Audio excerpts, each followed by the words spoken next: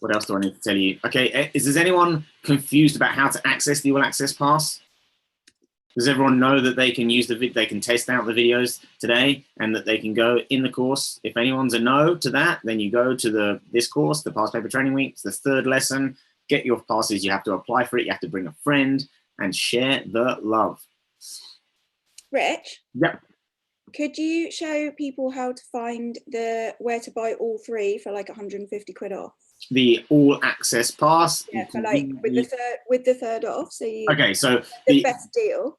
And basically, okay, so this week there's a promo running, so we are asking you guys to cover a 3rd of the course. How many of you have had, in fact, we'll just do an intro. I promise I'm going to get onto some really useful stuff in just a moment. How many of you guys have had tutoring in one subject or another for your A-levels? In fact, I think I've got a question on that. Let's throw a poll at you.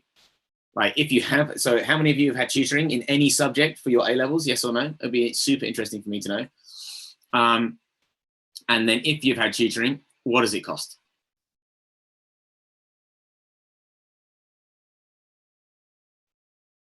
We're at 50% of you voting. I'll let it run for another 10, 20 seconds. Rich, we're really expensive, aren't we? Yeah. Rich and I would not do it for 40 quid an hour. You would not get, I mean. No way. You can submit, yeah, you can, yes or no, and then obviously if you don't have to vote in the second poll, if you don't have tutoring in the first place. Loads of you have had tutoring. It's super interesting. Typically in my subject, on average, about 20%, about 18 to 20% of students. So let's just share that with you guys.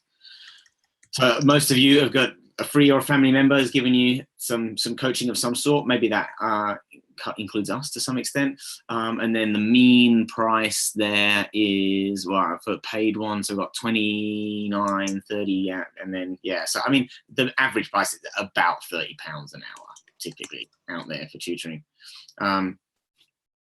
The cheat sheet. I did promise you the cheat sheet. I'll make sure that the cheat sheet is dealt with by the end of today for sure. The biology cheat sheets, the maths and chemistry don't have one yet because we've only just launched the courses.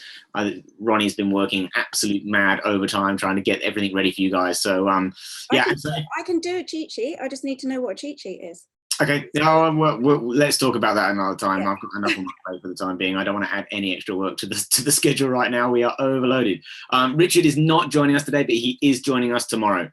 Richard has family commitments that he can't get out of today. Okay, so if you do biology and chemistry and you do maths and you want all 3 subjects, basically the All Access Pass is going to give you full access to everything, and this includes all the web classes as well. So you're getting the web classes included for free basically when you enroll in the All Access Pass, and you can use the 1/3 promo offer. So we're asking you guys to basically find 1/3 of the cost of the course to cover yourself. If you can then find family members, beg, borrow and steal from your aunts and your uncles and your mum and your dad and all your grandmothers and grandfathers, then they can cover 1/3 of the course. I don't know quite why my internet doesn't want to work there. And then we will cover the final 1/3. If you can cover those 2/3, we'll give you the 1/3. Interesting. Let's see if we can make this work somewhere else.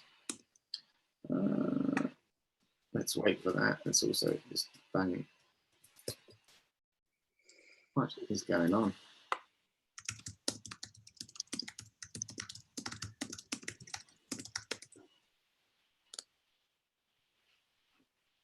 Okay, so this is what you get to. You can just add the coupon. What's the coupon, everyone? It's the same for all the courses. 1-3rd. Boom. It's then £200 and 19 pence for all the biology videos, all the chemistry videos, all the maths videos, and all of the web classes. So yeah, you're going to have a taste of what it is today. The web classes are not included in the free passes today. There's all the free web classes are happening this weekend. The web classes will be included as soon as you buy the full All Access Pass, which is like effectively a couple of hours of tutoring. Like, yeah, if you've done in all your subjects, like, yeah, that used to be an hour with me. Okay, let's do some stuff, shall we? We'll come back to some of this. A bit of an overview. We've done the competition, done the All Access Pass. Choices I'll come back to at the end. It's £200 one single fee. You don't have to pay anything. It gives you access until the 1st of July. £200 total for everything. Everything. That's like it's crazy value. It's crazy value at full price, and we're giving you £100 off. Like it's insane. It's almost too cheap. I think next year it will be more expensive. In all honesty, it gives you access until after all of your exams this year. Okay, so without further ado, let's just mosey on and get cracking. Okay, so I've got another poll question for you. Of these things, which do you think will be the most effective? Not necessarily the most enjoyable. Ronnie, when I put the poll up, you might be able to tell me this. Does it cover the screen? In fact, I think with this, I've actually covers the middle third. Okay, so recipe, or maybe learn a new bit of A-level maths, biology, or chemistry. You had to learn something, and it was really important you learned it effectively and quickly. Which of these do you think would be the most effective for you? I put practice doing it, past papers in brackets. You can pick as many of these as you want. I have a feeling, multiple choice, it says there. These are active skills or passive skills. A lecture. I have slept through many a lecture at university. When I went out the night before, decided I'd go to the lecture and be good, and then was like, in the back row. Lecture, definitely passive. What about practice doing it? Can you do a past paper whilst you're not paying attention? Past paper is active. Reading the textbook is like a really funny one. You have to be awake, but it's a very passive skill, basically, and most people are not paying full attention when they're reading. Teaching someone else, active or passive? Teaching someone else is definitely active. If I was asleep right now, you wouldn't be learning too much. Writing notes from the TT videos, I'm very glad to see this doing super well up there. Also an active skill. Yeah, I've designed, all the courses designed for you to be able to follow along and write your own notes to. They're designed to be you there with pen in hand. Writing notes from the textbook, 14% of you. Shows you how good the textbooks are. Podcast, 2%. YouTube, 23%. So the difference between, I'd say, us and YouTube is obviously, it's finding the relevant content that's right for your exam board to the right level of study is very difficult. What are the other issues with using YouTube? You've got adverts pinging off all over the place. You've got suggested videos. Watch this cat fail video. Like, they're not specific to your exam board. You don't know the quality of the information necessarily. There's adverts everywhere. Yeah, it's just super. Could be nonsense, could be BS, might not be accurate. Okay, so like the issues with YouTube, they're great. I love YouTube, it's wonderful. However, you know, a purpose-built course by professionals is always going to be better than people making videos for free and sticking them online. Okay, so we've learned here, practice doing it, active skill. Teaching someone else, active skill. Writing notes from the videos, active skill. Yeah, what do we learn? What's the trend here? You've got to be active in your learning. You cannot learn. I could give you, and we have done our best to give you, the best resources, the best information that's going in the full course, the paid for course. But that's still not enough. Buying it. I had a student, in fact, that on the biology course, because it covers the whole spec, we do an improved grade money back guarantee, but you've got to complete minimum 90% of the course, because we had a student last year who phoned me up and she hadn't got her grades and she was saying that she wanted her money back and this, that, and that. I was like, I'm totally like, let me log in. I checked her account. She'd done like 20% of the AS videos and something like 15% of the A2 videos. It's like, how did you think, like, why, how can I possibly give you, if you don't do my course, it's not going to help you. If you complete my course and you don't go up a grade, I don't deserve your money. Take it, have your money back. I really don't want your money. Like, because I know that it does work. Ultimately, as I said before, students who completed my course last year, 50% of people went up 2 grades or more. So like, you can't, I can't do it if you're not involved in it. And again, we can boil this down a bit. If you're sitting there and the video's playing, yeah, and you're just like, you're Snapchatting your friends and like that, yeah, I'm talking to you in the background, but like, how effective is that going to be? Like, you by active, I mean you're giving your focus to this thing. You are writing notes. I didn't understand that bit. I've got to stop it. Let's go back. Oh, okay, that does make a bit more sense. Oh, I see. This doesn't connect to that. It actually goes via this thing. Like, if you've got to be active in your learning. It doesn't matter what information we give you. You are ultimately responsible for the information that goes into your head. I can do everything I possibly can in the world. I will help you to the ends of the earth in any way I possibly can. But if you're not willing, if you're not focused, if you're not active, I can't teach you, and there's nothing I can do. Can I wade in? Go for it, yeah. Because so 95% of people said past papers are effective learning, and we've just discussed it and said that using past papers is an active process, but not to be too controversial, but I partly totally disagree with that. I've had students work so hard, they've done all the past papers, they're working more hours than, to be honest, than they should be working, and they're making zero progress because they're not doing it actively, and it is not effective learning. The effective learning comes from the active participation in what you're doing. And if you sit and do a past paper in the sense that you write down the questions you would write down in the exam, were this your exam, and then you look at the mark scheme, you don't make any progress. You feel like you've made progress. Like if you watch, if you watch me doing loads of maths and go, oh yeah, I get it, I get what she's doing, you'll feel like you've made progress. You haven't made any progress because it isn't active. If you are not pushing yourself outside of your comfort zone and pushing yourself into those areas in which you are literally uncomfortable, past papers is not active, and past papers won't make you learn. And I know Rich is going to talk about this a lot today because it's very, very important. We're coming up to how to use the past papers to be active, to make them useful. So you're not just like doing it and moving on, doing it and moving on. It's like, I'm not getting any better. I'm doing everything that TT told us to do, and I'm not getting any better. We're going to show you how to use the past papers to really make that half-term week that's coming up, or this week or next week, most effective for you. Okay, so I mean, everyone's going to have some, again, flashcards. There's some great apps out there for flashcards. However, like downloading someone else's set of flashcards, and most of the work that comes from making flashcards useful is actually the creation process. Making the flashcards yourself is the thing that's going to be most effective, as opposed to the making of the flashcard is where a lot of that sort of new, like neural pathways you're building actually take place. This is a learning system that I developed. In fact, it might be the first time Ronnie's seen this. I don't know. I developed this with a neuroscientist and teachers with more than 100 years worth of teaching experience combined.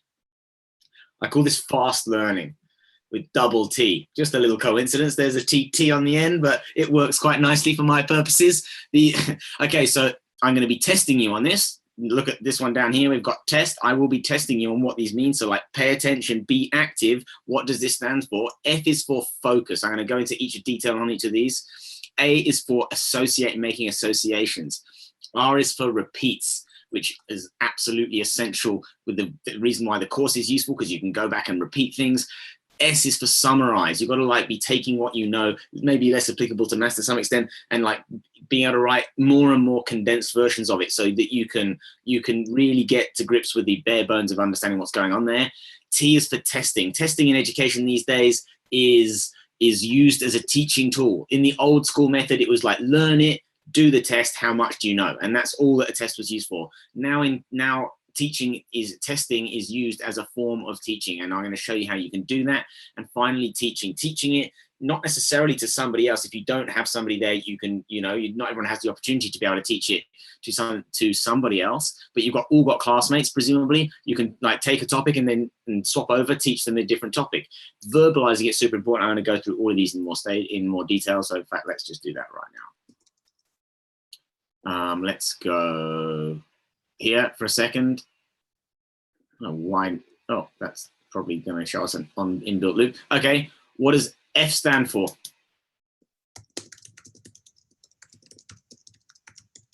Focus. Okay, they're all important. This is one of the most important, and this is something the students tell me they struggle with all the time. So focus, and we're going to look at an action hour later on. That's one of the sections in this web class.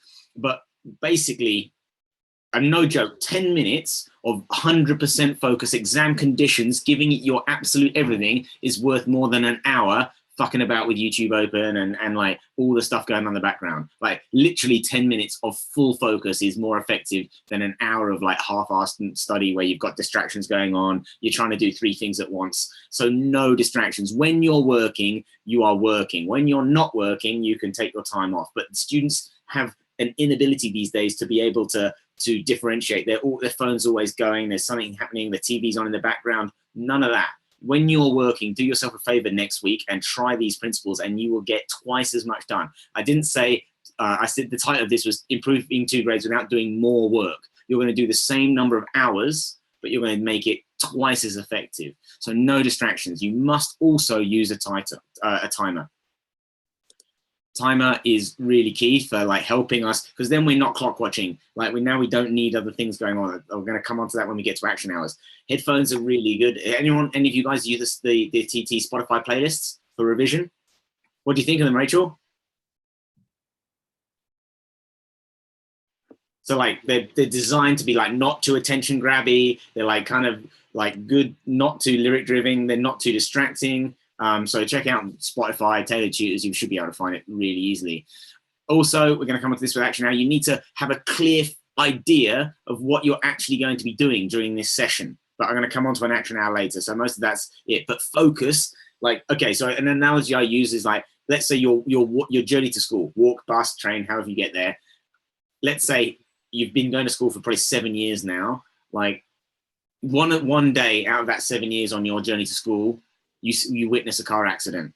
Bang, like you are going to give that it's going to suck in all of your focus. It's your hippocampus and your amygdala. There's all sorts of learning science behind all of this. I'm just giving you the shiny glossy version, telling you what you need to do, but there is a sound reason behind all of it. Your hippocampus and your amygdala start going bing, they go theta pattern, which is 10 nerve impulses a second, more or less. And when they're both doing that at the same time, you remember whatever's happening right there and right then. And that's because you're giving it your undivided attention. And yeah, so I can wax lyrical about this learning. I've built a lot of learning science into my course, and I know that, I mean, all good teachers know what works when it comes to learning and what doesn't work. Associations. This is using things that you know to help you remember things that you're trying to learn. So again, a journey, and let's take our journey to school that we just came across there. So let's say you're stepping out your front door, you're putting your hand on the door handle. Okay, so you've got a journey, you make that journey every day. So that sequence is in your head already. You've done just by repetition, repetition, repetition. You can now link every small little detail on that journey to school as down to like door handle, open door, step onto the doormat, step off the doormat. You can go to like crazy detail if you want to, or it can be, okay, I walk out the front door, that's step 1. I walk past the post box, that's step 2. I walk past this convenience store, that's step 3. Yeah, so you can then basically take things from that journey and link it. If you're learning a sequence in biology, it might be photosynthesis or respiration. In maths, it might be certain stages that you need to go through. I don't know. I'm going to just say words that I think sound mathematical. Product chain rule, I've heard Ronnie say. But like, there's probably like stages of things that you know that you really struggle to remember. There's certainly you always miss a step. Then map that journey that you make to school every day and make sure that when you pass the most biggest, obvious, you pass the police station every day and it's a big, massive building, then associate that police, maybe that links to product of the product chain or whatever it might be. But you can use things on your journey that are going to help you remember and associate things. So you can link things you know with things that you don't know, and it's going to help you make things so much easier. You've heard of a memory palace, probably. Where have you heard of memory palace from? Sherlock. Okay, so like this is doing the same again. You're taking a house, basically a house, and you like maybe each floor of the house. If you were learning languages, then maybe the basement is the past tense, the ground floor is the present tense, and the top floor is the future tense. And then each different room in that house is going to have the different words. In the kitchen, you've got your kitchen words, etc., etc. So we can use our familiar environment to link things to help us remember them. So meiosis sounds like mayonnaise, which looks like spunk. So the meiosis is cell division to form gametes. These are things that don't have to necessarily make that much sense, but they do. If they strike a chord with you, then they'll help you remember them. R is for repeat, repeat, repeat, repeat. Like that journey to school, you don't have to think which way do you turn when you get to the end of the road because you've done it 100 times, 1,000 times. No one learns anything perfectly the first time, not even us, not even your teachers. Like genuinely, you have to repeat things. Like there's no simple way around it. It's just like you can't get strong by lifting one heavy weight one time. You've got to do repetitions. It's exactly the same. You are building physiological changes in your brain. You are building new synaptic connections. It's called LTP, long-term potentiation. Again, boring learning science. You have to do repeats. I've designed our courses to be as memorable as possible, so you have to do the fewest number of repeats as possible, but you still have to. There's no getting around it. Again, you've got to be responsible for this. I can't sit there and make you watch those videos and pay attention. You're going to have to do it yourself. Never eating mayo again. Yeah, I like it. S is for summarize. Okay, so again, when we're taking a big topic, being able to take this massive, the textbooks, right? The textbooks are, I started writing my course because the textbooks were so bad for biology, but like you're going to have all this volume of content and you've got to be able to like pare it down. What's important, and distill it down and distill it down and distill it down. It's probably less applicable to maths to some extent because you need to be able to know every single step along the way. But for chemistry and for biology, definitely. Taking A3 summary pages useful in maths, Ronnie? Like being able to summarize things on like taking a big topics and fit the entire syllabus on one side of A4. You don't need A3. There you go. You don't even need A3. That's because maths is obviously really easy compared to biology. That's what it is, yeah. That's what it is. So there's lots of things we can do. Okay, the T's also mega important. I'm not saying that the others aren't important. I'd say focus, super duper mega important. I would say testing, very, very important. So testing yourself is a way of learning. There's a YouTube video out there. I'll bring it up so you can, if you just YouTube search testing effects. Oh, testing. I'd say both the David Myers, I don't know what this one is, I've never watched it, but the testing effect by osmosis and the testing effect by David Myers, both of these very similar, same, both 4 to 5 minutes, really show you how and why testing is needed for learning, not for testing how good you are, for learning in the first place. You should test yourself early, you should test yourself often. Classic mistake, A-level students, I don't want to do a past paper until I've finished my revision. Nonsense. You need to be testing yourself. If you haven't done a past paper yet, do it right now, this afternoon. Test your, the test isn't designed to test how good you are at the subject. That's what we get to at the end of the road. But testing yourself right now, what are the benefits of testing yourself before you get to the end? Before you've finished your revision in inverted commas? Okay, so you identify your weak areas.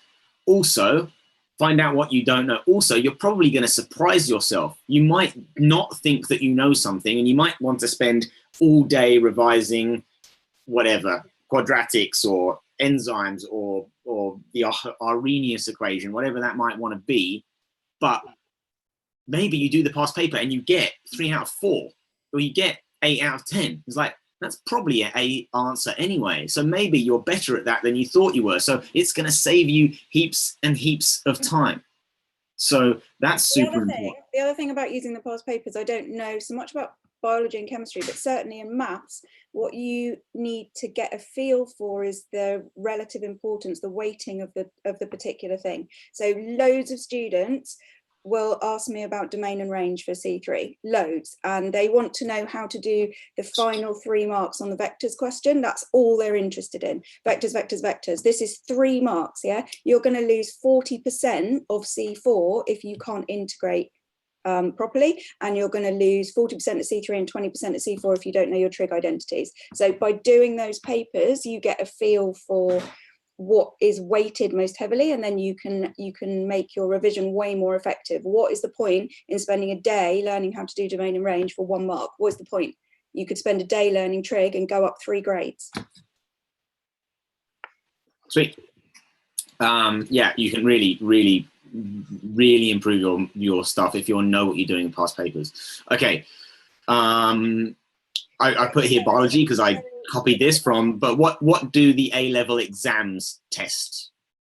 What does the A-level maths exam perfectly test you on?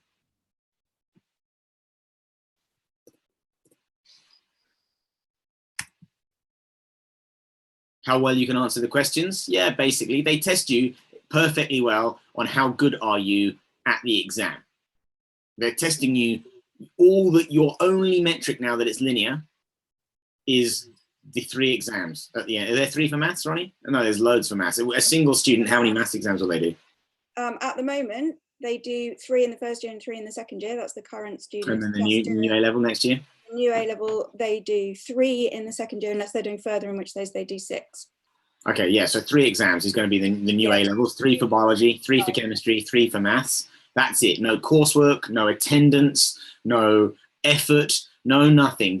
You are only judged by the exams. So what is it really worth being really good at? the bloody well exam. You've got to be able to practice that exam inside out. And so your exam technique's got to be awesome, but so you've got to polish up your exam technique. So being an awesome biology student and knowing all the outside the spec content in the world would be great. You would be a better biologist. You would be more employable to anyone wanting to do biology. You'd be better prepared to go into a biology degree, but you won't get such a good grade because you need to be practicing the exams. Otherwise, you're just going to really struggle to get it in your head. Last one is for teaching someone else. You can only teach someone else when you've got it in your head. Like otherwise, all those little confusing gray areas are just like, if you can't, like, without any prompting, talk someone else through it in a clear and logical manner, you are incapable of actually having that knowledge in your head and like producing it really cleanly in the exam. So obviously you've got classmates, you can pair off, take a different subject and then cross teach each other. You can teach a relative. Your parents are just going to be, they're not going to have a clue. I sat in on some of Ronnie's web classes. I haven't got a clue how to do what Ronnie taught me well, but I had no idea. Cosine, sec, whatever, like not a clue. I was sitting there with a glass of wine like, I am lost. But it doesn't have to be a person. Use a dictaphone. The purpose of this is testing yourself again. It's a verbal test of yourself. You're using a different part of your brain when you're using speech than when you're writing. Teach the cat. If you can give a 3-minute summary of a topic without stumbling and you can present it clearly and logically, then you're doing a good job. You can use a dictaphone, listen to it back in. Teach the cat, teach the dog, teach whoever. Teaching, again, is going to be active recall. You're going to have to find that information in the back of your head and regurgitate it. Speaking and writing are both what we call productive learning skills. Reading and listening, the information is coming to us and we just have to decode it. But speaking and writing, it has to come out of our head. And that's why verbalizing it and writing it are partner skills. So super. One of the things that a lot of people are saying on the chat and also in the Q&A is about feeling overwhelmed and not quite knowing where to start, and then basically not really starting because you're so overwhelmed. And I think that one of the things that happens when we get overwhelmed in general, but specifically with a big task like revision, is that you end up panning out, your brain sort of pans out and pans in and pans out to extremes. So you go out and you go, oh my actual God, I've got all of this to learn, and there's all of this and all of this and all of this and all of this, and I've only got 3 weeks. Oh my God, oh my God.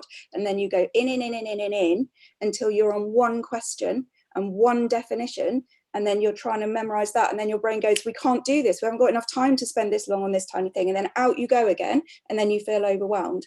And by doing a summary, you are helping your brain to develop that mind palace idea. So start with what is my exam? How many exams are there? Fine. What topics are in that one? And then just bring it down slowly, rather than going in, out, and stressing yourself. And then what you can do is when you see a question, you've got that in your head, that maneuvering through the syllabus, down and down and down into the specific points of what that question is asking for.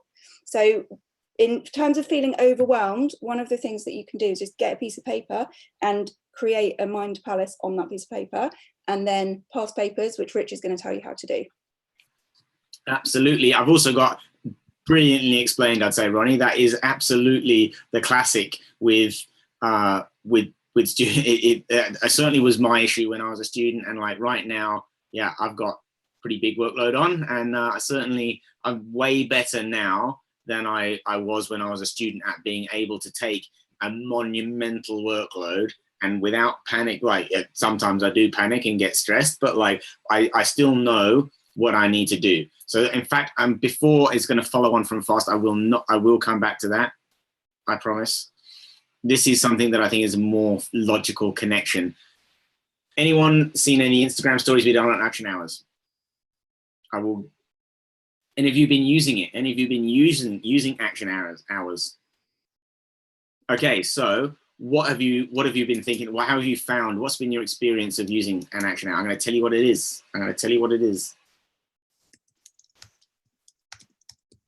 Really good for focus. You prefer to. Okay, so length of time I think is totally going to vary. And I start with 45 minutes because it's a good catch-all. Then I move up to, what I actually do is make my 45 minutes. Let me explain, and then I will go through. Okay, so this is going to help with a few things. This is going to really apply your focus. So with an action hour to start with, I generally suggest you're going to do, oh, it's not a very good triangle. You're going to do 45 minutes and then 15-minute break. So it's similar to Pomodoro. It's going to be 25 minutes on, 5 minutes off. But there's a few rules here. There's a few rules that you must do, otherwise this doesn't work very well. You must, number one, write down one single task that you are going to achieve. Does the time go by faster when you're doing this? Anyone who's been using it, what are the benefits? Yeah, so if you must write down one single task that you're going to do. You not revise biology, revise chemistry. You need to be a specific. In fact, I'm going to add specific to this because it is write down a single specific task. Let's just nudge that open a bit to achieve. And this is going to be, okay, it's going to watch 4 TT videos and write notes. It's going to be do past paper questions and mark them and then make all my corrections so I'm learning from my mistakes and the incorrections. It's going to be, I'm going to ask you for some ideas in a minute, but this is going to be a specific task. I think you get the point there. You must also use a timer. And then you must put your phone and something else, you've got to stick it away. And when you're actually got focus, the time doesn't drag. You know what you're doing. If you had another idea, I also have another little piece of paper on the side I call distractions. And when I think, oh, I need to remember to, I don't know, feed the cat, or I need to, I've forgotten that I need to do this maths homework for my teacher or hand that in, like that goes on the distractions page. And then I go straight back to what I'm doing. And then I might keep my focus. Otherwise that task nags away in the back of my head. It's the same reason why writing a list of things you need to do tomorrow helps you sleep better, because it's not nagging away at the back of your head. You don't need to be conscious. You think, I've written it down, I can let go of it now. Your brain can just release it. So that's going to help you keep your focus. Set a timer, 45 minutes. I start with 45 minutes and 15 minutes off. 15 minutes is that amount of time you can actually use for your break. But I would start cranking this up. Your average exam is going to be 90 minutes to 2 hours. So I would get up to, try and work your way up to an hour for an hour minute, and then maybe 20 minutes off, and then maybe an hour and 15 and 20 minutes off, and then maybe an hour and a half with half an hour off, and then potentially if you've got lots of 2-hour exams, train yourself to be able to focus for up to 2 hours at a time, because otherwise you're going to get in that exam and after 45 minutes or an hour, you're going to be like, oh, I'm tired. You know, in the motivation of the exam is going to keep you going, but like train yourself to be in that mindset, in that high focus mode for 90 minutes to an hour. The other thing is that's really important what you do with that 15 minutes. Yes. So don't, well, number one, don't think, oh, I'm just halfway through this, I'll just do a little. No, you have to be really, really disciplined and stop. You're coming back in a minute. And that's a really, really important part of it. The second thing is don't just sit there and change screen from one screen to another. Change location. I just put them different room, 100% different room. Move, walk, go outside, change your focus. So your eyes have been focusing at a certain distance for 45 minutes. That's going to start to make them tired, which is putting more cognitive load on your brain, which means that you're not working as effectively. So go outside, look into the distance, walk around a bit, all that kind of thing. It sounds silly. It sounds like we're just making stuff up, but this is all proven to make your study more effective. I used to really enjoy learning to juggle or learning new juggling tricks. I'd go outside, being surrounded. It was usually sod's law. It's always glorious weather at revision time. It always seems to be nice when you need to be sitting at your desk for 8 hours a day. But juggling, it's like complete mental distraction. It's active. You're moving around. I would go outside, get some fresh air, and also juggling. Learning to juggle is frustrating as hell because you're dropping balls all the time. After about 15 or 20 minutes, you're pretty much ready to put them away. And like, okay, you come to a natural endpoint. It's not like you start watching a TV show or playing a computer game and you just want to keep going and keep going and keep going. You end up with, it's a nice 15-minute break. And also you should use a timer for your breaks. It's very easy to get distracted, and then you do something, you make a cup of tea, and then you get a chat, and then you have a phone call, and it's like, my favorite TV show is about to start, and then something else happens, and then lo and behold, 2 hours later, you're still on a break. So use a timer for your work time, also use a timer for your breaks. So we're going to come back to how to use past papers. Don't worry about it. Okay, suggestions for action hour tasks. So I said, yeah, we could maybe watch TT videos and take notes on a specific topic. But again, just revise kidneys doesn't help us out too much. You've got to be like, I need to know what exactly my task is. So again, it might be, so past paper questions. Yeah, maybe it's planning 5 essays. Can you plan, you know, or maybe 5 essays is too much. You might want 10 minutes per plan. For biology, you got maybe 10 minutes to plan it. So like, can you plan 4 different topics? Write a summary of each topic. Okay, so I'll give you some ideas of kind of the lines that I was thinking on. Command word questions. Okay, so like pick a past paper. If you know you struggle with calculate questions, maybe less for mathematicians, but then pull up a past paper, do all the calculate questions. So these were some of my ideas. So my first suggestion to you would be to plan an action hour and maybe divide it to 15 minutes, 15 minutes, 15 minutes. Spend 15 minutes thinking about what you can do in desk sessions, 45-minute sessions for each of your subjects. 15 minutes for biology. What are the 10 most important things I've got to achieve for biology? You're making it manageable. You're breaking down this impossible workload of revise of all 2 years worth of work in a month into, okay, my top priorities are these 3 topics. My weakest areas of exam papers are the suggest questions. So give yourself an actionable task. So spend a bit of time breaking down per subject. Then also plan what you're going to do in your break times. Because if you don't plan these, if you don't plan your breaks to where you're going outside, like plan a little walking route. There's a 15-minute walk. Put some tunes in. Go for find a Google Maps. What's maybe a 10-minute round trip. Make a cup of tea. Go back to your desk. It's really good to get some fresh air and just change your scene, to unplug, change rooms is really important. So other suggestions, watch some videos and taking notes, do all it could be maybe, you struggle with a particular, with trigonometry or a specific part of trigonometry. So you can maybe find some questions and just do those questions. Again, we talked about summary diagrams, flow diagrams, again, creating some flashcards. The question packs by topic are in there, by subject. And you could maybe use the mark scheme to make perfect answers. So these are just some suggestions, but I suggest sitting down for each subject and planning the top 10 things that you need to do that you could achieve in one concentrated session. And that obviously isn't just revise biology or revise the kidneys. What is it about the kidneys? Is it a specific part? Is it that you need to do past paper questions? Is it because you don't understand it? If you don't understand it, go back and write notes. If you do understand it, then it's past paper questions and application.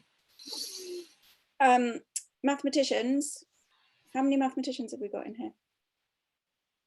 1, 2, 3. Yes, excellent. That's a room I like to be in. Lots of mathematicians. I know that those of you who have now spent some time with me, you're going to know I'm going to bang on about this all the time, but you're going to lose marks on questions you can do because you will make mistakes. And this is the thing that no one includes in their revision and is actually the most important thing that you need to learn for your exam. So where Rich had on that list, make flashcards. Flashcards for maths are not really that useful. What are they going to say? Nothing.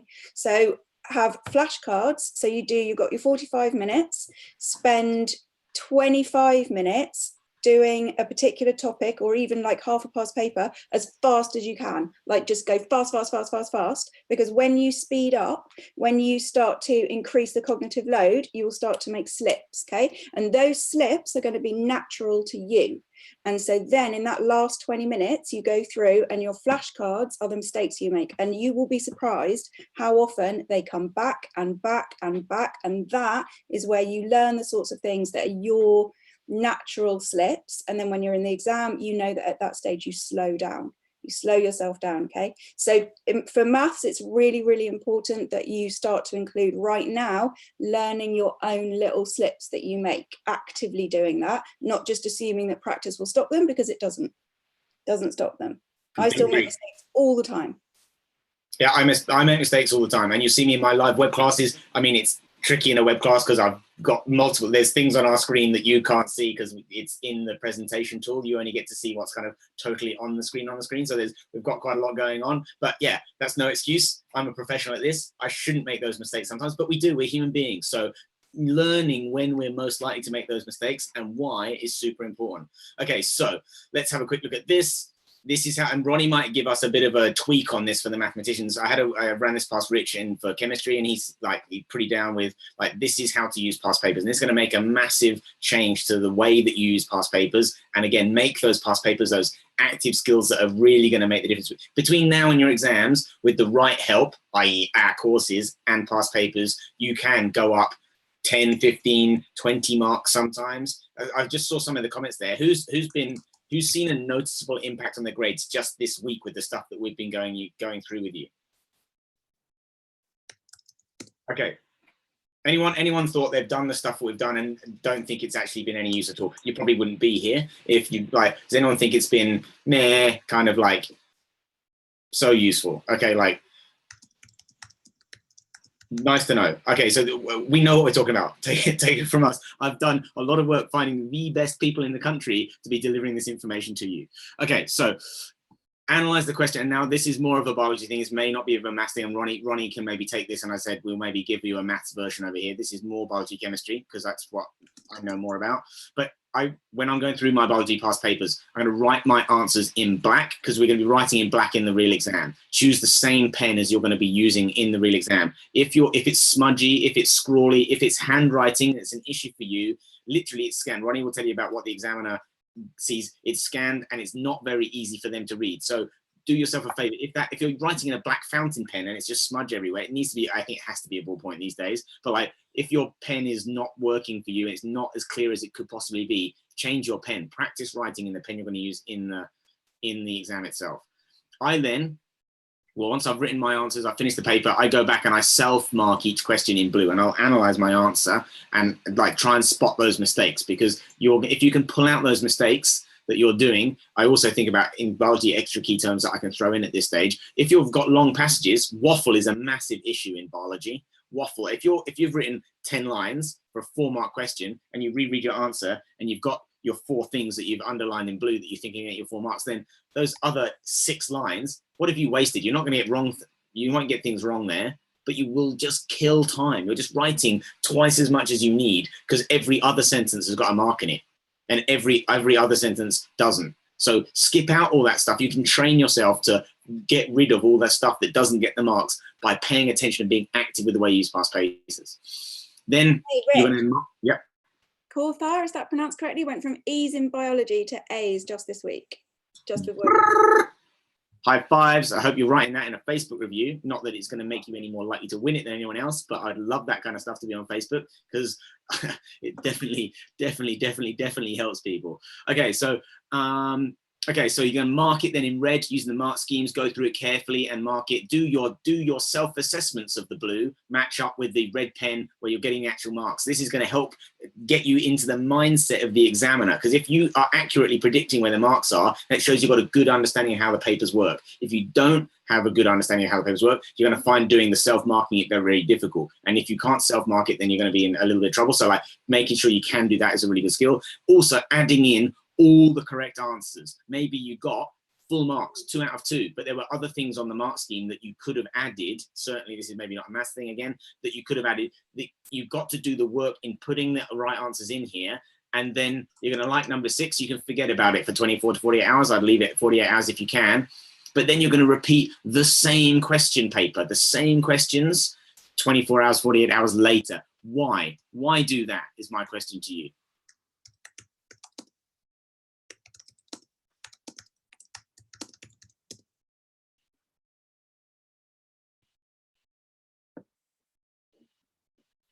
Okay, why bother with repeating the questions?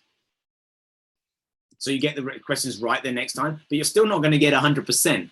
You're still unlikely, or in biology, you won't get 100% anyway. But what you will do, you've got to be learning and absorbing and internalizing this stuff, because this is the stuff that you don't know. All the stuff you got right, effectively, at this point, that's in your head already. Whereas with this stuff, the green and the red is the stuff you didn't get right, and the stuff that the green answers that you just need to absorbing. And by knowing that you're going to repeat it 24 hours later, it's going to force you into the mindset that's like, I've got to remember this, because these are the answers that will be on the real exam as well. They will be on the real exam. These are not only going to be on the past papers. It's not like they won't come up again. If you do 15 past papers, you will see how similar those questions are. There's only so many ways they can wrap those questions up in different writing. They're examining the same content year after year after year after year. Even the new spec biology, new spec chemistry, they are like 80% the same as the old spec papers. So use the old spec papers, do those questions, because they will be the same, literally the same. If you watch my videos, some of my videos, word for word give you exactly the words you need to say for the 2017 papers. I wrote those lessons in 2015 from Bali. I'm not psychic, but I learned from the past. I know what the past papers are like, and I can predict what the new past papers are like. So it's not rocket science. It is a little bit of brain science, but it's not rocket science. The exams are the same. You've just got to figure out what the coding of the question is. Okay. I think in terms, okay, how useful did you find that today? All subjects? How is that going to help you prepare for your time off, your May half term? Okay, so a little bit of finishing off it. Ronnie, did you have anything to add to that actually about using the past papers for maths? Do you want to tweak that for a maths answer? Can I see it?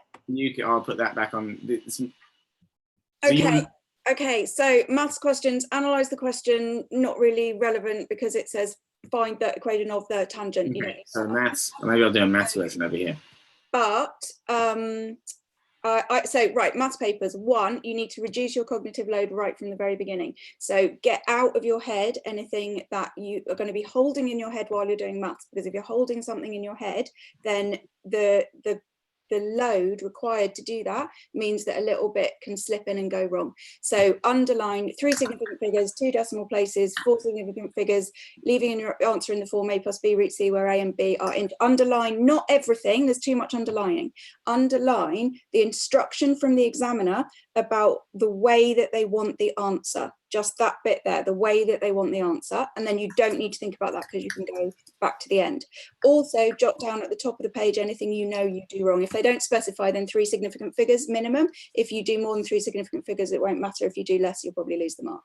So something like plus C. Okay, so you just write down plus C, or you write down check this before I move, or anything in here, get it out so that your brain is as open and free as possible to do algebraic manipulation without doing things like 2 cubed is 6, because that's what's going to go wrong. Okay, so that's the most important thing. Then you start doing the question, and the way that you avoid the errors is that you write as much as possible. Where you skip a line, if you expand some brackets in your head, or you do 2 things in one step, that is where that mistake will jump in and screw you over. So I think of it as a little gremlin sitting at the side of the page, and the second my focus goes, he's in there and he screws up all my stuff. And do you know Wait But Why? Do you know the blog Wait But Why? Oh, I thought you said, do you know why? I was going to say he's just evil. He just tries to destroy everything. There's a blog called Wait But Why. Anyone heard of Wait But Why? I can't remember the author of it. There's a great article on him on procrastination, and he's the instant gratification monkey is what he calls him. The instant gratification monkey comes in and just takes us away and distracts us. Oh, well, this one's worse than that. This one comes in and makes me change minus signs to pluses and 3s to 5 for no apparent reason. So just because. So, and I don't see that, and I can't see it when I check it either, because when I check it, my brain goes, yep, that is definitely correct. You've done that really well. Well done, you. You're super good at maths. Excellent. Well done. So I can't find that mistake. And so it's easier to find strategies to avoid making the mistake than to find the mistakes after you've made them. So what you need to practice is ways to block that gremlin jumping on your page and making you write something that's just flipping ridiculous, that if someone pointed it out to you, you would just be like, I can't even believe I did that. That's the idea.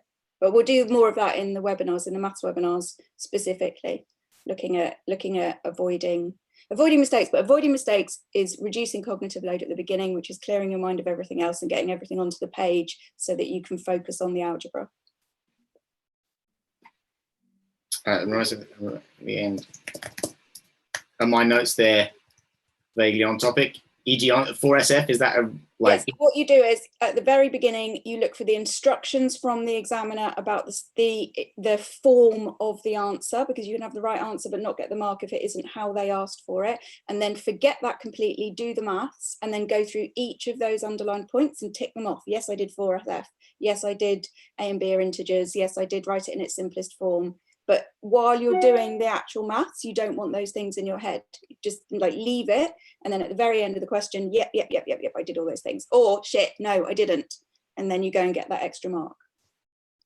Wonderful. Thank you very much, Ronnie. I'm just going to do that so I can see things, resume my sharing, la-di-da. Okay, sweet. My videos where I'm doing past papers, I'm doing that. I start in the discussion by underlining things and then don't come back to it until the end. Again, get the course. It's going to save your grades. Yes, it is. You're going to go up 2 grades. Even in a month. Yep. If you think we're good live, you want to trying us out for like 10 hours because we're way better if we've got 10 hours than just 3 hours. Okay, progressive learning system. Okay, so this is something that students found really useful last time. I'm going to just skip over it. If you're really stuck on like you've got to learn just some facts, you can do, this is called a lightness system or a progressive learning system. It's called spaced repetition, active recall. It builds in loads of the good learning-y kind of techniques that we've been talking about today. You have the box 1, box 2, box 3, box 4. Obviously, we can't go beyond once a month because there's a month until the exam, but you have the everyday box. You put everything starts here. You maybe they're flashcards, maybe they're like key term definitions, maybe they're, you know, something that you need to specifically spot learn. Every day you do them. If you get them right, they go into box number 2. If you get them wrong, they stay in box number 1. This box you do on Mondays, Wednesdays, and Fridays. So this is on, let's say we start on a Monday, so on a Tuesday, we do the everyday box again. If you get them right, they go into here. On the Wednesday, we do the everyday box because we do that every day. We also do it, it's a Wednesday, so we're doing the Wednesday and everyday box. If you get them right on the Wednesday, they go into the once a week box. If you get them wrong from the Wednesday, they go back to the beginning. Yeah, and then on the once a week box, maybe we do this on a Saturday, we do the everyday box, we do the Saturday box. If we get them right from the Saturday box, they go into this box. If you get them wrong from this box, they go all the way back to the beginning. So the things that you get right more consistently, you test yourself on less frequently. The things you get wrong, you do more frequently. It's called spaced repetition or lightness system or progressive learning system. If you've got things like that, you're trying to bake your noodle around between now and the next month, this could be a handy way of doing it. Generally more useful for point facts and stuff like that, but it could be like summarize, maybe you set yourself a challenge, summarize, for me, I'm just going to go biology examples, summarize photosynthesis light dependent reaction in a 3-minute summary, including these key terms. And you set your dictaphone and you just start a timer and it's like, okay, and then you talk your way through it. And if you hit all those key terms at the end of it, listen to it back and you've got your checklist, did I get all those key terms? Oh no, I only got 4 of my 8 key terms, I fail. So it goes, that's the fail. Yeah, so there's loads of different ways. 23 days, okay, well, you get the idea. You understand the principle of the system. That's all you need to know. Okay, what does FAST stand for? I told you I'd be testing you. What's the F? F in FAST is for focus. A in FAST is for associate or association, linking things you know to the things you don't know. R is for repeat, repeat, repeat, repeat, repeat, eat, sleep, TT, repeat. That's what you need to be doing right now. And then S, summarize. And then the order of teaching test doesn't matter, but teach and test. Teach and test. Which ones? I think focus. Test teaching is effectively another form of testing. It's a verbal form of testing. I like the verbality of it. That's not a word, I don't think. But because it's using different circuitry, it's doing a bit more good in you. But like effectively, focus, repeats, and testing are the major ones. I don't know what the poll was. I'm not going to ask a poll here because I think I've already done it at all. So do it. Try this. If you're on half term next week, test it. Do some action hours, plan 3 of them, do them properly with a timer, writing it out and taking a full break and see how much more work you get done. The reason why this is going to help you during study leave and when you're on half term is because the problem is we've got this monolithic workload and we do the zooming in, zooming outy stuff that Ronnie was talking about. And this is going to give you actionable, manageable, oh, I know what the poll is. I know what the poll is. And I'll probably poll you this on this tomorrow. Why does revision suck so hard? Why is it so shitty?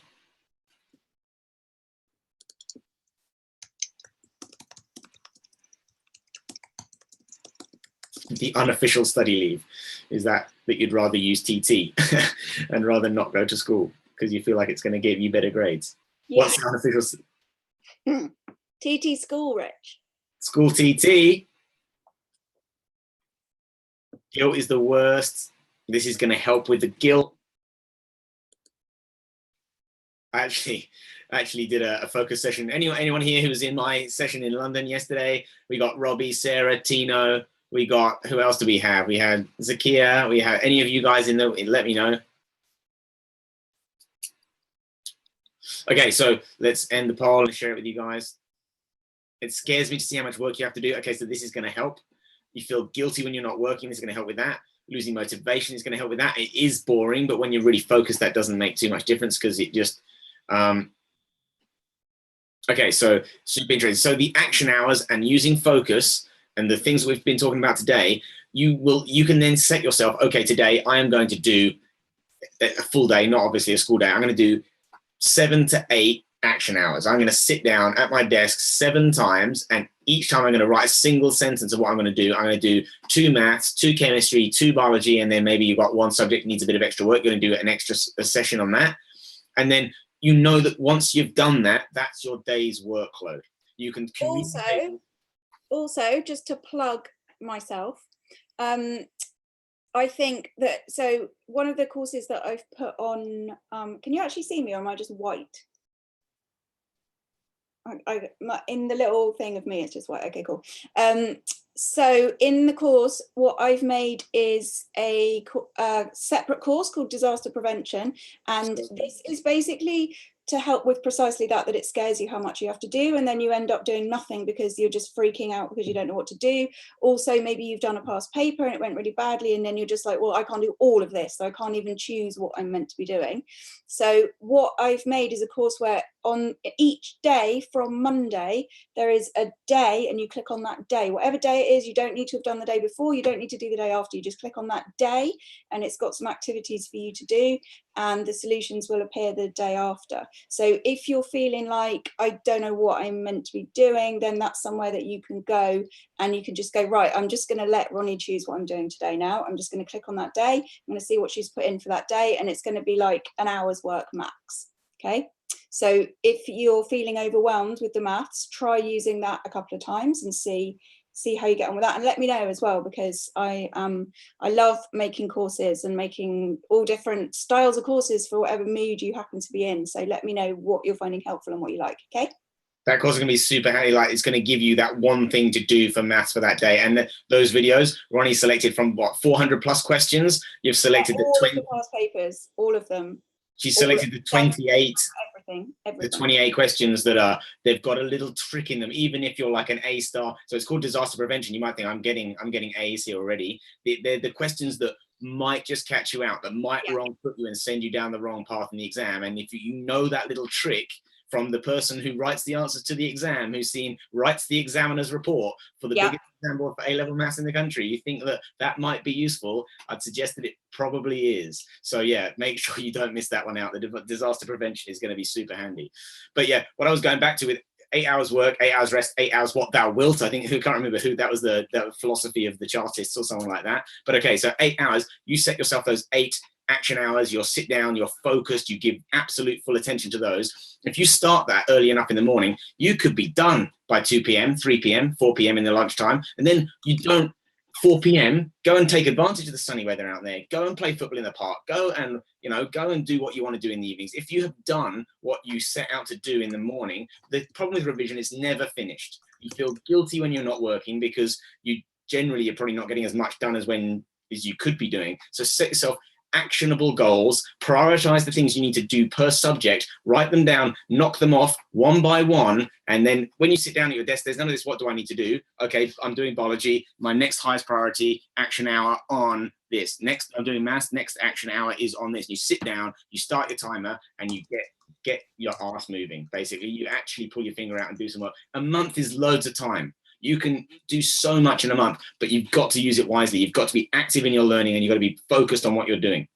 And communicate this to your parents. Tell them, the people that you live with, this is what I'm doing. So that when you go and you say, peace out, I'm going to go play football in this afternoon. It's 3 o'clock in the afternoon. It's like, what are you doing? You should be working. It's like, I started at 8 o'clock this morning. I've done my desk sessions for the day. I've done my action hours. I'm over it.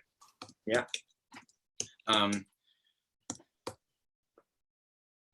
Okay, I put at the bottom there, this is from the previous web class. How do you think I should spread the word about tailored tutors. I know it works. I know that students who use the resources go up a grade or two. I know even if they start now that they will go up a grade or two. What do you think? What suggestions do you have for me? Because I think you guys, YouTube studiers, referring friends, social media.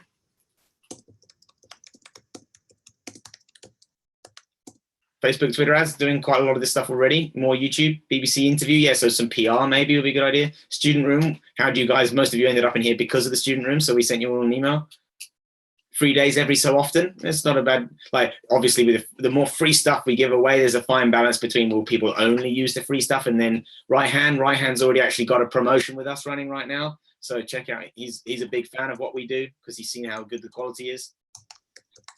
We're working with, we've probably got about 100 partner schools working on with tailored tutors right now. With the other YouTubers that you follow, Unjaded Jade probably. Right hand's great.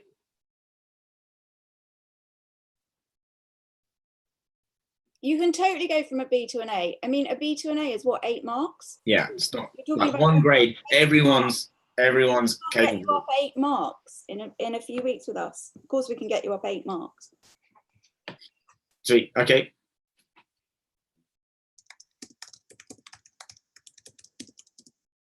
Yeah. Okay. That's an interesting point about needing to advertise earlier in the year. Do you think that we don't advertise earlier in the year? How would you feel if I contacted you in January and said, okay, here it is, you can subscribe to the course and it's like 30 quid a month and you can get awesome help from all these teachers. Like, most students are only open to the idea now.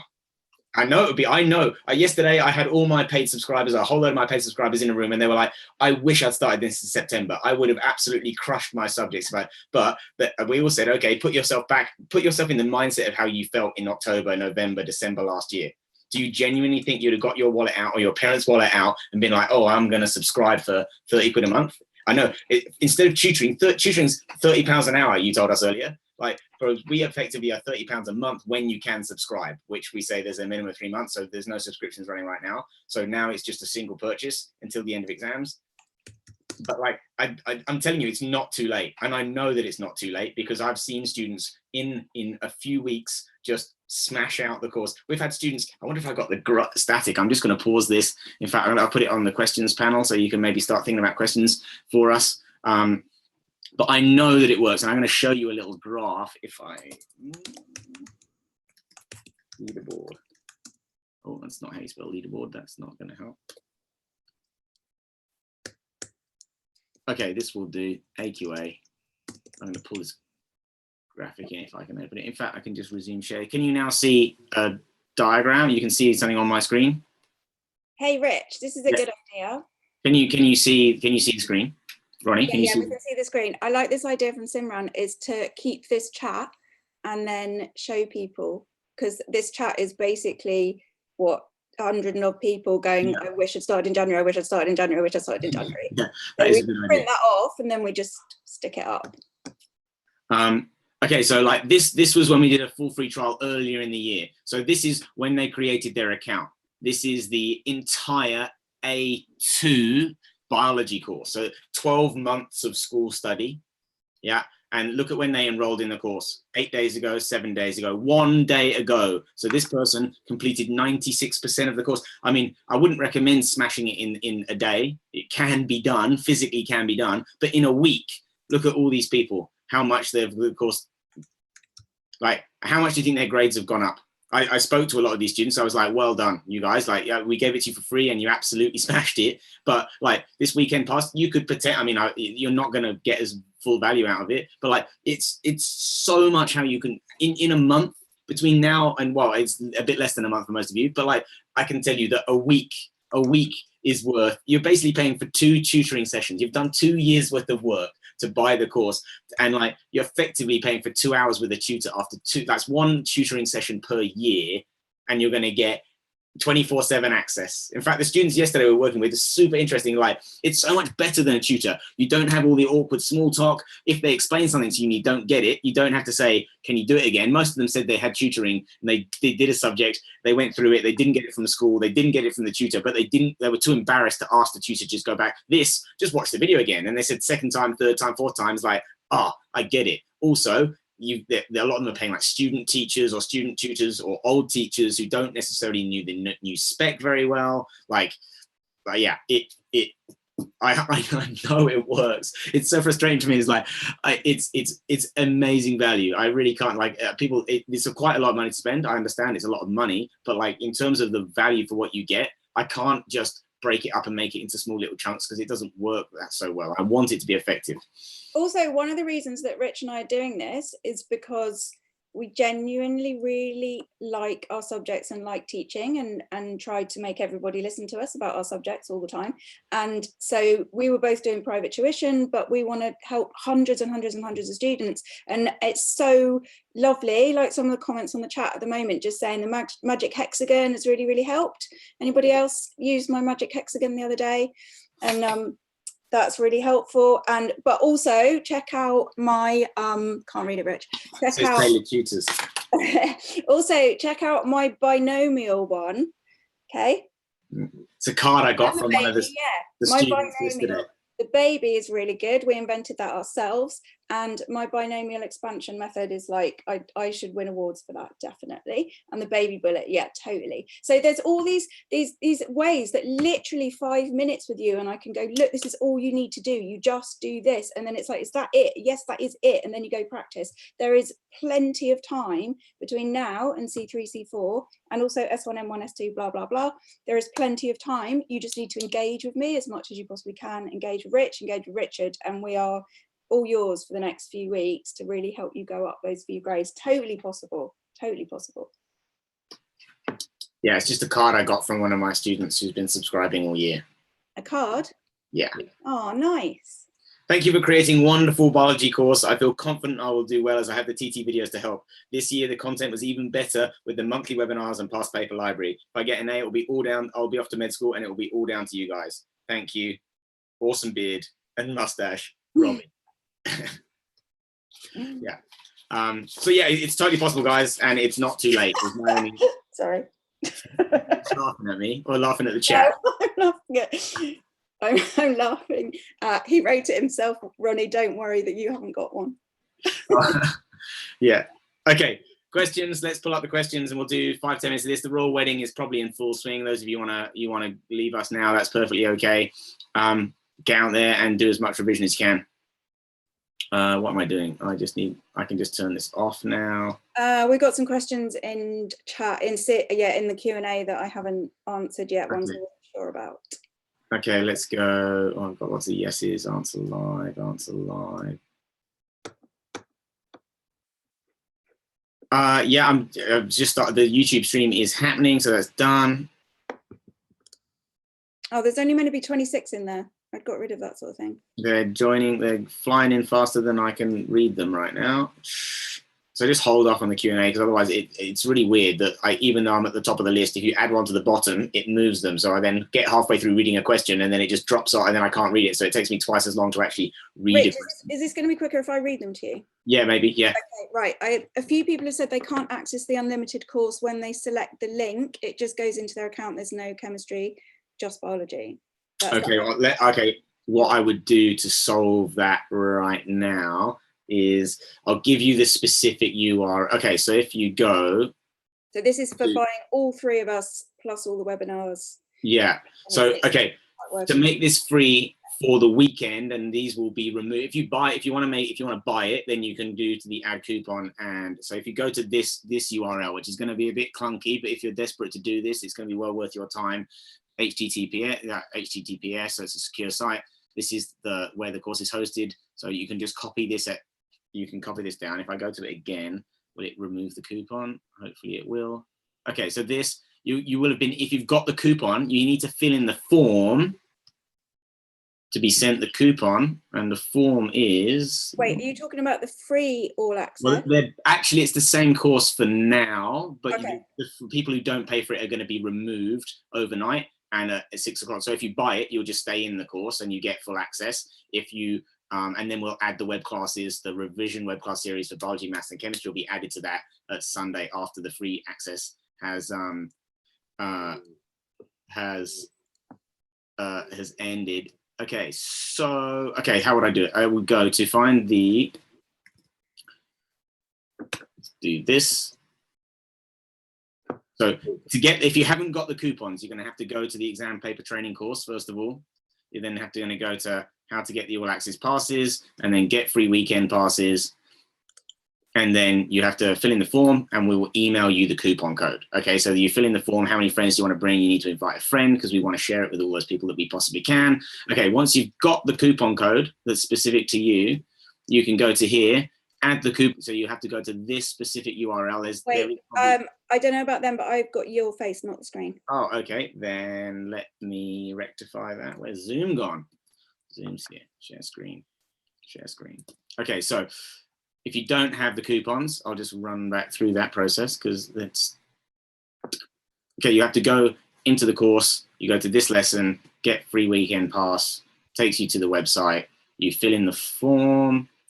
Yeah, name, email, and how many coupons, because you've got to bring a friend. You'll get sent the coupons. Once you've got that, this is the URL that you need to go to. So sso.teachable.com/secure 28909//checkout/651-945/all-access-pass. It's a bit of a clunky one, but if you're desperate to get in there, you can take a screenshot right now. You can write that down, and then you're going to get to the checkout page here.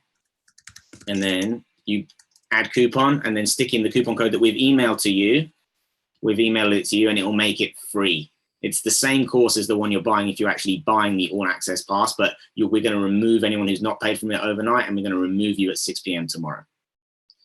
So this is the course you need to be signing into. This is the specific URL that you need. Okay, so that's. Can you paste that into the chat so they can just.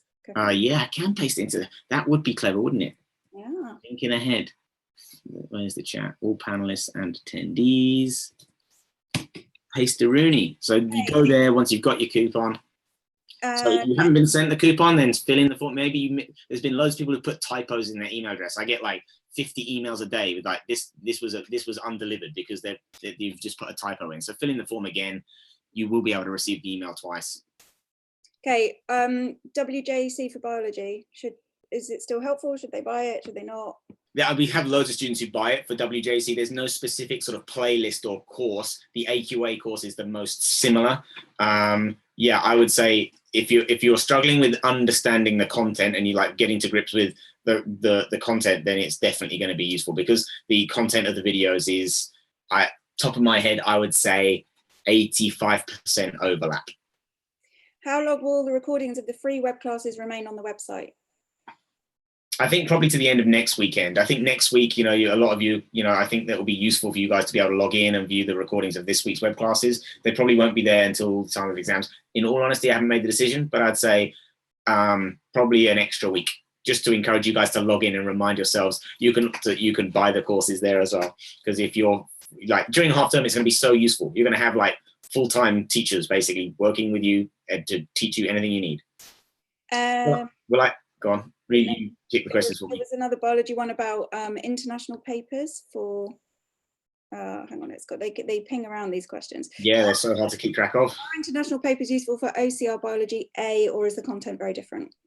The CIE are the Cambridge, and the CIE is the international spec written by OCR. There's lots of overlap. If you're an OCR student doing the OCR course, I would do the AQA and EdXL questions papers first rather than the international papers. They are more similar.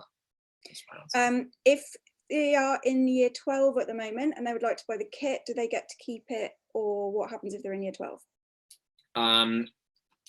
Good question. Basically, you can start a subscription and then you'll get a cheaper subscription for all of next year. So send us an email if you're a year 12 student and you'll want to buy the course now. The current kits are only until the 1st of July. So send us an email. Travis is on there. Travis will be able to set you up with what the instructions are. So you're not basically, you can, also, if you do buy the kit this year, we will give you a solid incentive next year. If you're a year 12 student and you do buy the kit this year, we'll give you some money off next year for sure. Cheat sheet, cheat sheet, cheat sheet, cheat sheet, cheat sheet. Okay. Where am I going to put it? I want to put it for people who've attended sessions only. It's going to take a little bit of engineering. I have them. I can't physically send them via Zoom. It's one of the only downsides about Zoom. Can you put it in a Dropbox and put a link to the Dropbox, or put a link to the... Yes. I'll put it in the course. Can you send a link to the cheat sheet in the chat? Yeah, but it's like where we put it. Where do I put it to put that? It's currently on my hard drive and my hard drive alone. My hard drive and my graphic designer, the only two people in the world who have the A2 cheat sheet right now. So I will put it, I'll put it in the paid course today, and I'll put it in, I'll give it to you guys. I'm just trying to think. Okay, okay, give me 24. I will have a system for that tomorrow. I don't know. It's going to take a little bit of timing to figure out exactly where it's going to go, but I might be able to email it out. No, because the CRM won't allow me to do it without attachment. I could maybe Dropbox it. I could probably, yeah, give me, in fact, Ronnie, is there a question that you can answer? I might be able to just ping it in Dropbox and do it right now, and then just take the Dropbox link down again afterwards. Let's do that. I can do that fairly quickly. Can you answer some of these questions? If there's a question, or read me a question, I'm not screen sharing. I'm just gonna have to be focused on something else just for a little minute. There's a few people who've got the Ultimate Guide and they want to buy the All Access course. They're saying if they buy the All Access course, can they get any refund for the Ultimate Guide? Definitely, yes. I've been saying email us. Yeah, send us an email. We will definitely look after you. Ultimate Guide subscribers are like, you are my home. Loves you, Ultimate Guide subscriber. You have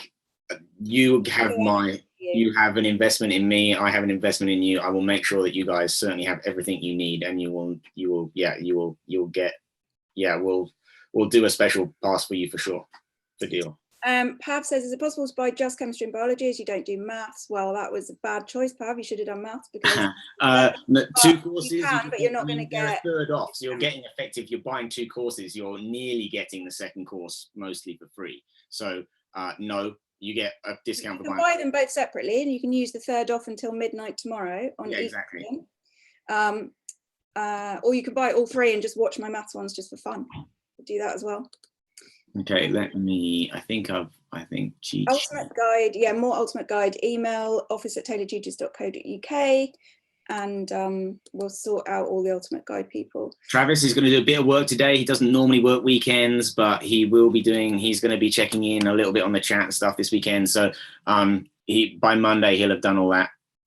Are there any more exam-specific webinars for biology? I think, doesn't the link, if you go on the website, you can see what all of our... Yeah, so in the revision web class series, the one that you pay for, there's a whole load of revision web classes coming up. In terms of free ones that are biology only, there's not any. The one tomorrow is not to be missed though, but we'll be announcing all the winners and all the rest of it. So okay, to the chat. There is Past Paper Library we've put the Past Paper Library up, haven't we, for C3, C4?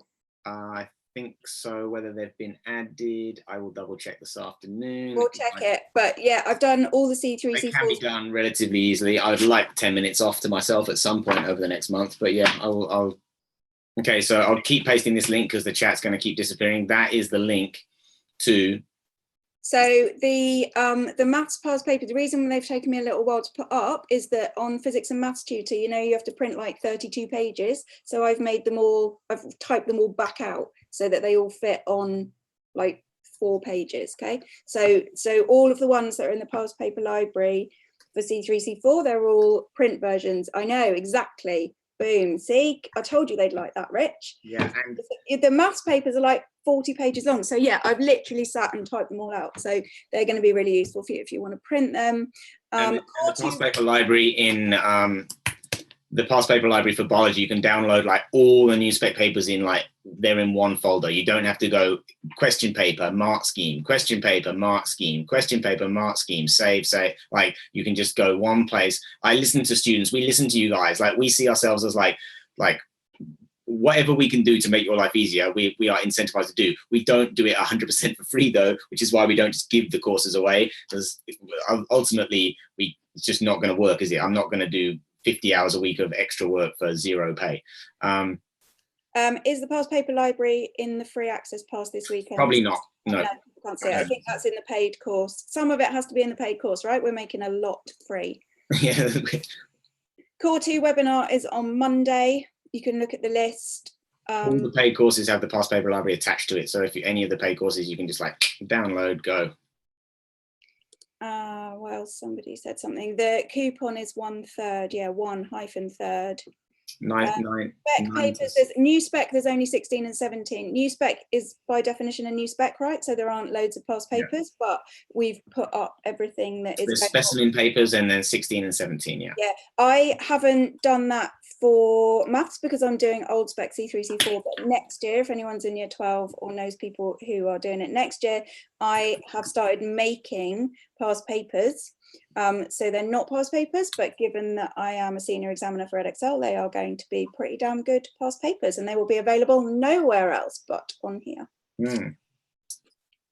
The cheat sheet is not fully exam board specific. I've chosen the content similar to all the answers, AS and A2 answers in an hour. So have a look at those cheat sheets. They've been a bit revised, they've been a bit tuned, but they are all relevant to you guys. So pick the topic by heading, and then you'll see dung, dung, dung, dung, dung, dung, dung, dung, dung. You'll see all the points that you need to be including in your exam answers to get full marks. Coupon code does not work for the web class series because, to be honest, we've already made them ridiculously cheap. Yeah, to be honest, like initially we were going to think, what's the cheapest we can give them away? And that was going to be £12 each for a session like today, but with paid students only, so smaller group sizes, answering all your questions. And so we then went, okay, well, we're going to do like, I don't know, 15 or 20 each. We'll price the entire series at, my revision web class series was priced at £79, I think, for like all of my web classes, for paid ones. And then we decided that we'd just rather have the contact time with these students and that we'd just make it 30 quid. Effectively, you can buy one cheap tutoring session and you get access to all of our web teaching. So it's £30. It's not included in the kits. It is, even if you can only attend one of them, you're still going to get good value out of those sessions. Yeah, it's probably too cheap, realistically, this year, I would say. Yeah, I agree. So there's no guarantee it's not going to cost 6 AM to 9 PM today and tomorrow for the all access pass. Like for the amount of teaching you get, like that biology course is literally 2 years worth of work, 2 years, and not of creation, 2 years of studying work. It's taken me years to build that, years of my life to build that course. And no, I'm pretty good. That's true. I'm pretty good at what I do.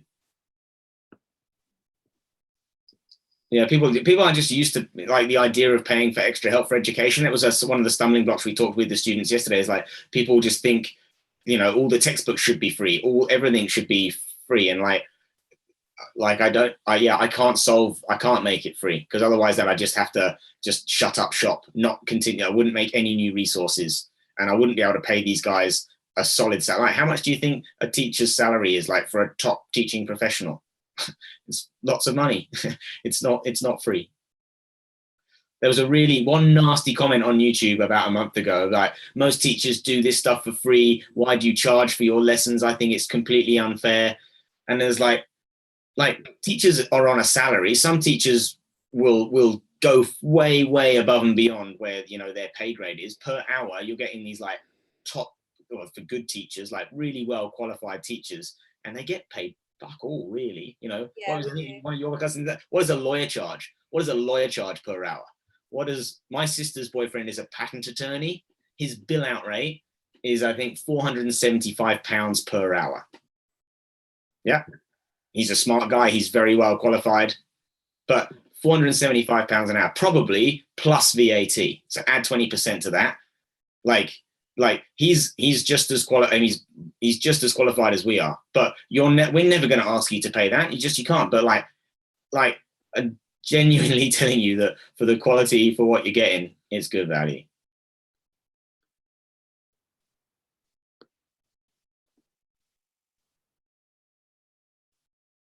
Yeah, it's a communication issue that we're going to hopefully fix over the next few years. We're going to try and demonstrate the value to you guys, and doing weeks like this where you can ask us questions and get live feedback is going to be super handy.